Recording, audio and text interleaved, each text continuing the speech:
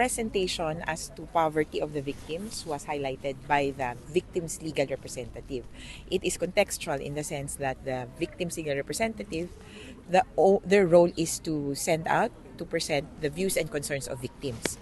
So, sa totoo, wala naman siyang kailangang patunayan. Pero, na elemento ng krimen.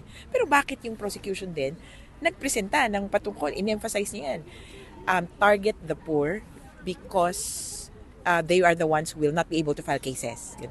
It is important, I would suppose, in the sense that, remember that the elements of the crime is that it should be attack on a civilian population. And when you say an attack on a civilian population, it emphasizes that this civilian population, unlike in a real war, a civilian population is not supposed to be targeted. They are defenseless. And precisely, the point is, these people are unable to fight back.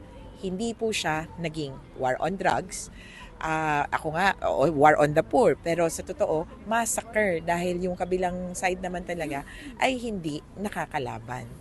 Ang dagdag pa po dito, ang emphasis nito ay sa impunity.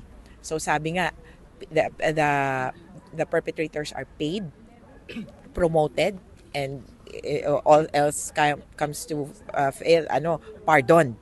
So papatawarin daw kung sakaling makasuhan. Yung importansya niyan, yung impunity. Kaya precisely itatarget mo yung hindi makakalaban, hindi makakapag-file ng kaso ay para siguraduhin walang mananagot dun sa kaso. Sinigurado mo na dun sa part ng perpetrator na walang makakakita, walang CCTV, walang pagpapangalan sa mga yan, pati yung biktima. Sisiguraduhin mong hindi sila makakareklamo.